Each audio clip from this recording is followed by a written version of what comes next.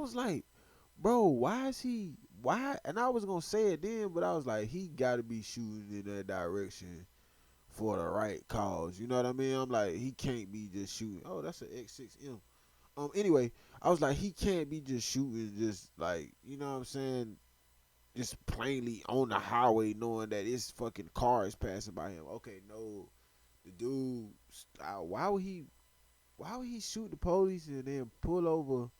I'm shot! I've been to many scenes of officer-involved shootings in my career. Where is he? Get my gun! Hey, no! I have never seen anything like this, ever. In the afternoon on September 7th, 2024, Corporal Ty Simcox from the Colorado State Patrol pulled in between two barriers on the median of US 36, just outside of Denver. According to news reports, this was a known safe spot for State Patrol to park. Simcox pulled into the spot to do paperwork. However, it wouldn't take long for this uneventful task to abruptly turn deadly. With no time to react, Simcox was shot at by the driver of this slow-moving truck. One bullet hits the dash camera, disabling it. A bullet also strikes Simcox in his right forearm. Reports indicate that the first shots fired came through the back passenger side behind the officer's point of view. Looking closely, you can see the bullet exit through this seat towards the officer as the shooter drives by. Having been effectively ambushed, Simcox was not able to turn his body camera on right away. Acting quickly, Simcox calls for backup, wields his pistol, and swings behind his F-150 patrol truck for cover.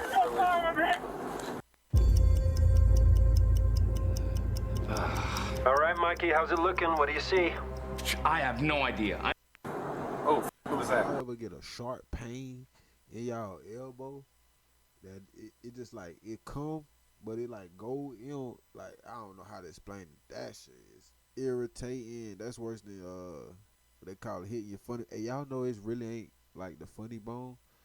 I learned that like a couple years ago. It's really like not technically called that at all. That's not even. I'm not. You know what? I'm not even going. This. Let's get back to the video. Was that Ty?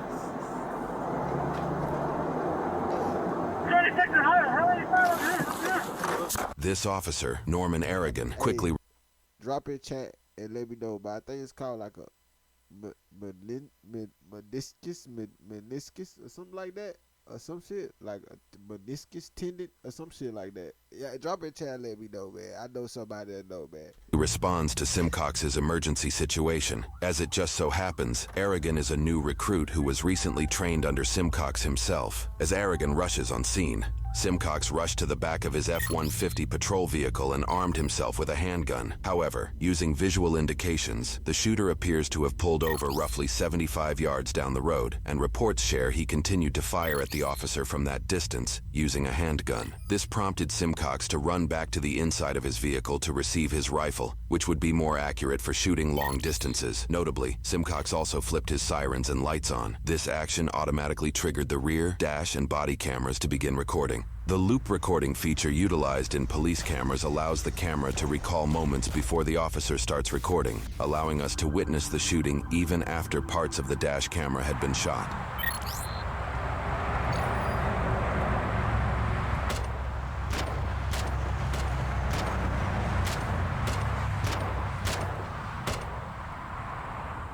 Shots fired. I think the suspect's down. Highway 36, entry. On my way. Shortly after Simcox retrieves his body camera, an apparent citizen who was driving by pulls over to assist. I'm shot! I'm shot! Come here! Come here! Come here! You see what the happened or what? What can I help you with? Tighten that lamp. Yeah. Here, the civilian helps Simcox apply a tourniquet to his injured arm. Hold on, stop. I messed up. My name is... Okay, down for yes. My wife has got a gun. She's... Son of a ambush! My wife has got a gun. She's... Keep an eye on that person! Get my gun! Hey, no! Don't get your gun out! Do not get your gun out right now! Don't!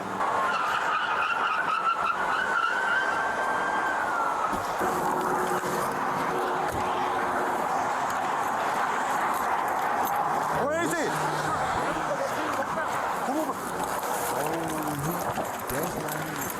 I was thinking, I was like, bro, why why? And I was gonna say it then, but I was like, he got to be shooting in that direction for the right cause. You know what I mean? I'm like, he can't be just shooting. Oh, that's an X6M. Anyway, I was like, he can't be just shooting, just like, you know what I'm saying, just plainly on the highway, knowing that his fucking car is passing by him. Okay, no, the dude, why would he shoot the police and then pull over on the side of the highway? But I don't. Everything happened so fast. Hold up, that was crazy. Every time I gotta stop looking on the ground. The suspect lays on the ground, excessively bleeding and seemingly unconscious. Simcox's return fire hit its target. So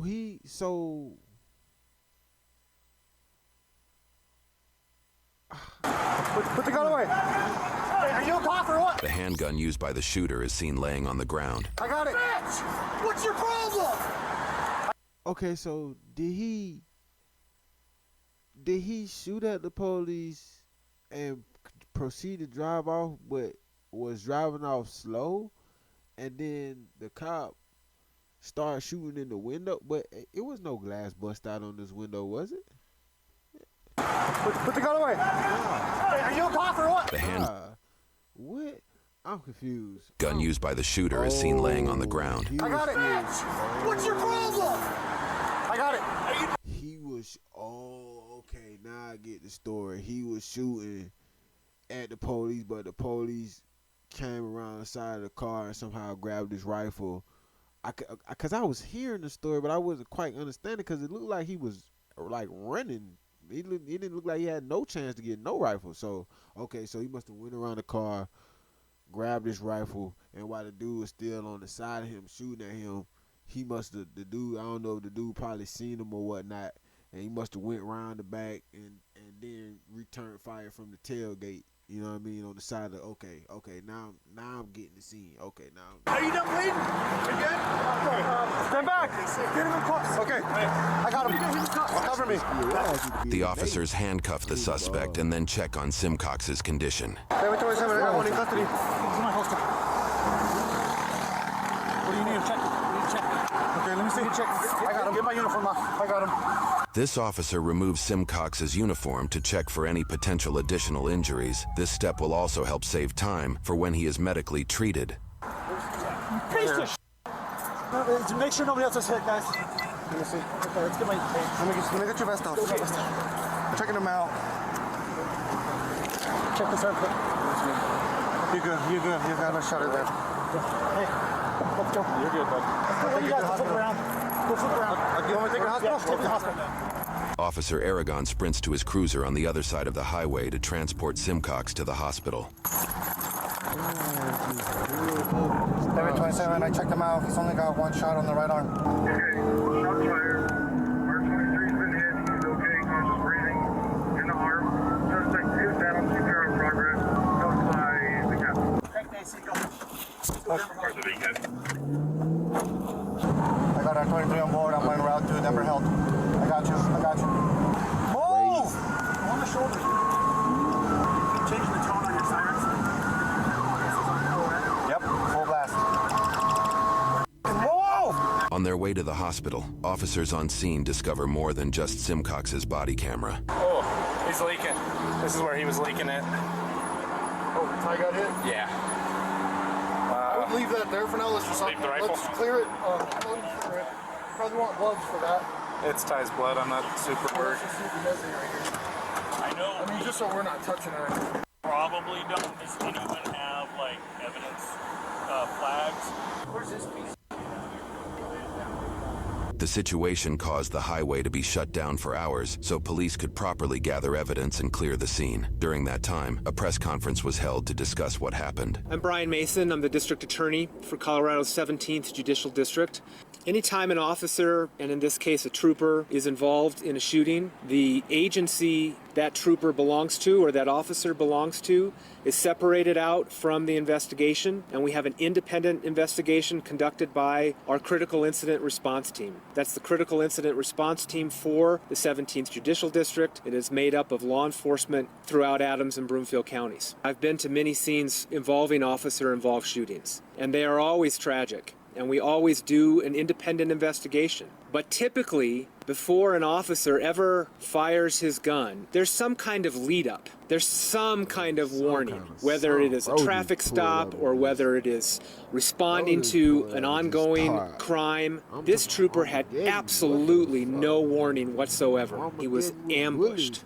There would be no reason for this trooper to ever anticipate that one of those vehicles would slow down and unload his gun into the trooper's vehicle. The fact that he wasn't killed, to me, is, yes, miraculous. And I just walked the scene and saw the shell casings on a highway that has been completely shut down. Again, an experience that is unlike any I've ever had in my... Good thing the officer still got his life, man. I don't know what type of officer he was or is, but, you know, I don't wish death upon nobody. That's one thing I can say. Now, regardless of how I feel about the decisions people make and stuff like that, then yeah, but wishing death upon people, I don't do that. I don't wish death upon nobody on this earth at all. Now, it's some people that they ass need to get that penalty. Now, I'm telling you, because people do some wicked shit to people that I don't like, but I mean, I feel like, you know, you should get that, but like just wishing upon you, nah, I'm not a person. I never been like that.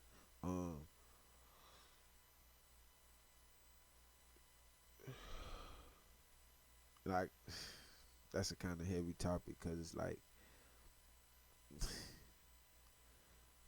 I mean, then it's not though, because I mean, even when you in the streets and you say and you do what you do, you know what I mean, you still don't be like, oh, I wish so, you know what I'm saying? You be like, oh, I'm gonna do so and so. You don't be like, oh, I wish so and, you see what I'm saying? You get what I can't say too much, but I know you get what I'm getting at, bitch. I know y'all get what I'm getting at.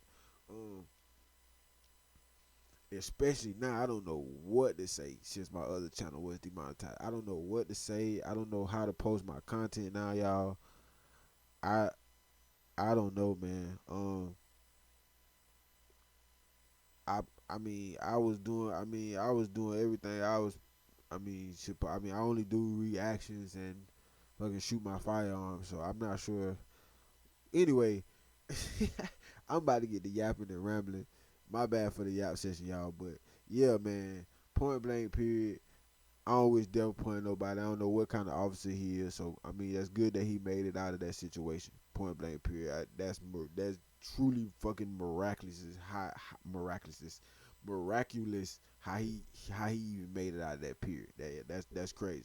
Career. The number of shell casings suggests that this was a shootout. I think it's highly likely that a bullet struck another vehicle. And again, it is miraculous to me that nobody else was hurt. Reports at a later date indicate at least one bullet struck another vehicle. It is not currently publicly known which gun the bullet came from. My name is Colonel Matthew Packard. I serve as the Chief of the Colorado State Patrol. I will tell you very directly that our member was targeted today by a man that intended to kill him. And that is shocking and unacceptable. But our Colorado State Trooper responded appropriately and swiftly and courageously, and he won today. That's what good does. Good and courageous people win over evil cowardice. And that's what happened today on Highway 36. He looked at the face of evil and responded appropriately. Weeks after the incident, Chief of Police Colonel Matthew Packard held another press conference to bring further transparency to the situation. I believe, based on current information, that Corporal Simcox was a target of opportunity. I think this shooter saw a patrol car, and that's the one he decided to take shots at. I am pleased to share with you, Corporal Simcox continues to recover. I could not be more proud of that man. We expect a full recovery as he continues to come back for this. He did send me a statement that I'll read. I feel extremely blessed that I'm alive, and I'm very thankful for the support and prayers from everyone. You know, when you see Simcox fire multiple times from his rifle right there next to his vehicle, clearly toward the suspect, I mean, you're in an area with moving traffic and other people. I would imagine clearly he's not just firing at random. He had a very targeted approach, but can you speak to what that training is when you are in a field of moving vehicles, but also bystanders and people? I appreciate the question. So when we teach firearms, in fact, every time we're at the range, we go through the firearm rules, and one of those is to be sure of your target and what is beyond. And as you're taking aim and firing your weapon, that you're accountable for every single round that leaves that weapon, and then to have a backdrop that you're comfortable that it's safe to fire upon. And I can't speak specifically to how that analysis went with Corporal Simcox. Following his training, he would have been aware of that, what was beyond. When people see a state patrol car, whether it's in the center meet of Highway 36 or on an overpass in rural Colorado, that people tend to drive better. And that's really what the mission of this organization is to encourage safer driving. You can't just pull back and hide at the office. We have to be out there to provide the service that we provide. And I will tell you this, as I left the police department to head back to our office that night, what I heard were state troopers making traffic stops and working. And I tell you what, that's incredible to me. Their supervisor was just ambushed, and they all knew it. At the end of the day, this is a risky profession for a lot of different reasons, but the folks that come to this line of work do it on purpose. So my concern, sure I am, but I'm also very confident in the training that happens here, and so our folks can be ready for this. While there are plenty of rumors circulating around the shooter, now deceased 32-year-old Victor Anthony DeSantiago, there are not many confirmed facts that surround his motives behind the shooting. Victor was born in California and was a longtime resident of Colorado. According to news reports, he has an extensive criminal history, which includes over a dozen charges. The charges include assault, criminal mischief, DUI, domestic violence, menacing, drug-related charges, and others. The State Patrol also mentioned he had a criminal record that also extended to when he was a juvenile in 2000. Menacing? Menacing? What? Where my phone at? Hold on. Y'all, I'm about to start doing research in this motherfucker. Menacing charge? I ain't never heard of that one. What is menacing charge? Let's look this up. What is menacing? What is menacing? Menacing is an adjective that means threatening or suggestive of danger. For example, you might describe a look, gesture, or tone as menacing. Menacing can also be used as a noun to describe a person or behavior that is threatening. That's a charge?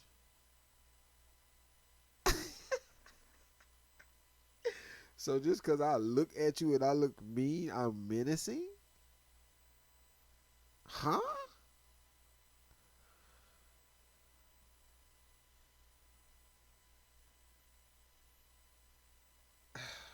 I mean, I get the gesture. But the look, though? I mean, just because I look like I want to beat you up, I'm menacing? So I'm going to get charged with that? This is crazy, bro. I'm telling you, bro. You learn. That's why. I really think that's why, y'all.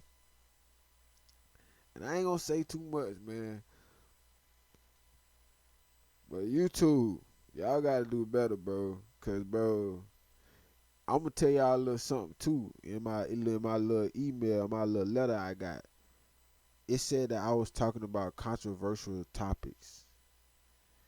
And I didn't have, and on top of the copy, or I didn't have enough of me or in images or whatever the case was. Hey, man, but like I said, I ain't know that was a charge, man. We gonna continue. 2009. State Patrol also mentioned he had prior gang affiliations during that time, but there were no indications he continued to be part of that gang. Officials refused to name the prior gang he was a part of. The true motives behind Victor's actions may never be fully understood.